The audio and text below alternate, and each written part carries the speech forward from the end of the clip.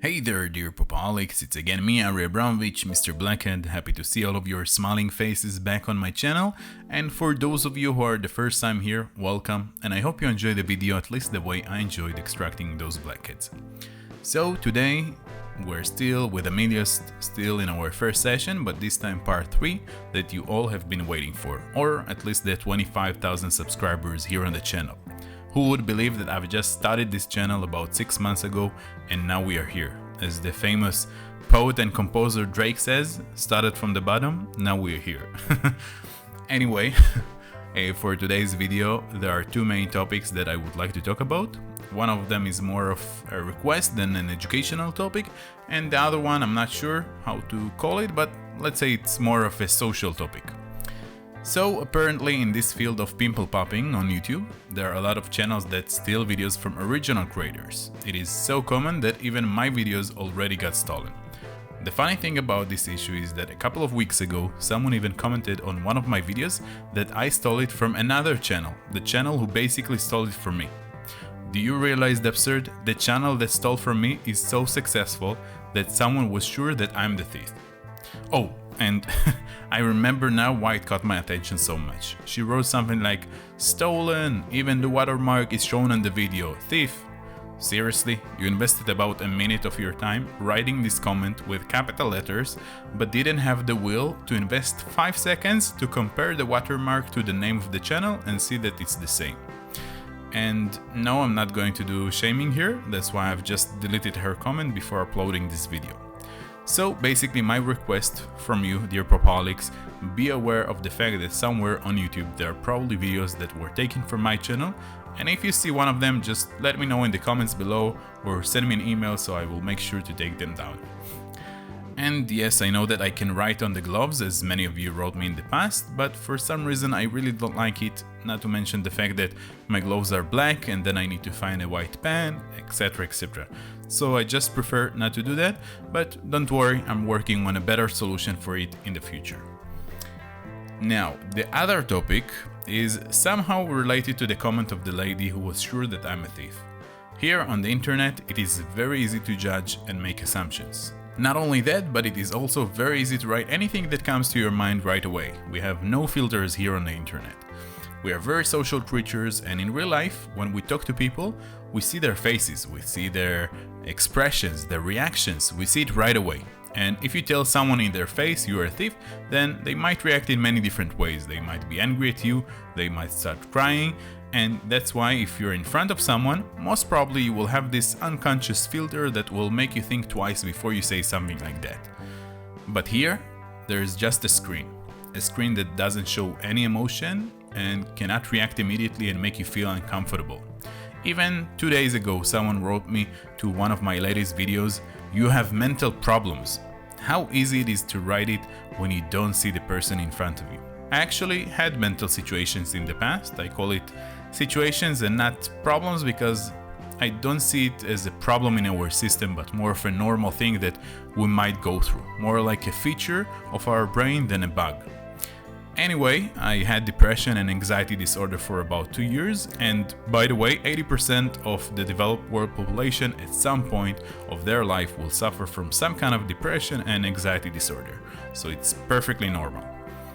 So, because I'm really past that, I couldn't care less about his comment, besides the fact that he allowed himself to write something so cruel with the purpose of hurting.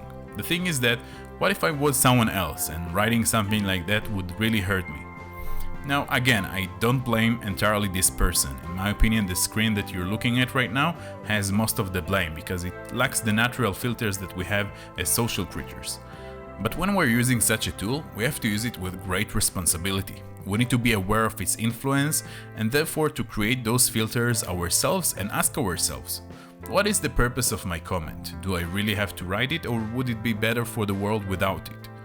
And how would the person on the other side, the real person, with real emotions and real family and even real parents who might read this offensive comment about their son or daughter, how would he or they feel about it? I will give you a nice method that I started to use lately when I comment on the internet. Sometimes, when I see something that I want to buy on the internet, I leave the tab of the item opened on my browser for a couple of days, or even put it in a wishlist and come back to it in about a week or so.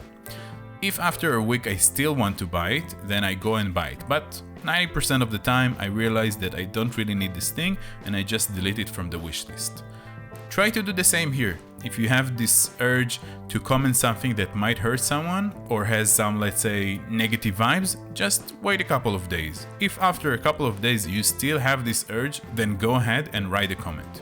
But I can assure you that 99% of the time you will realize that you should really not write such a comment and just continue with your life. Or in the worst case scenario, you will write a comment, but this time it would be in a more thoughtful and gentle way than what you wanted to write in the first place.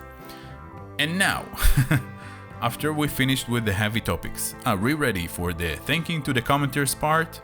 As always, without you, the wonderful community of popaholics, I would have never reached 25,000 subscribers in 6 months. And therefore, I want to thank some commenters whose comments really made my day and put a smile on my face. The commenters who should not have any filter whatsoever because they've got pure sunshine comes out of their heart. Thank you Barry Teresa, Debs V, Makatladi, Tracy Purcell, Gial Dem, Gina Ross, Queen Carter, Shannon Gallagher, Jessica Young, and Johnny B. Thank you, thank you, thank you. That's it for today. I hope you have liked the unusual commentary and enjoy the rest of the video with the music I've chosen for you.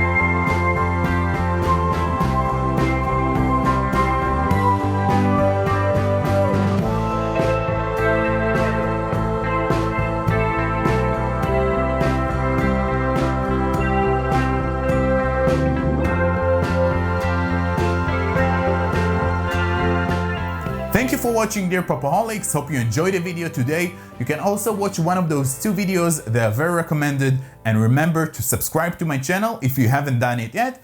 And have a wonderful rest of the day. See you next time, Mr. Blackhead.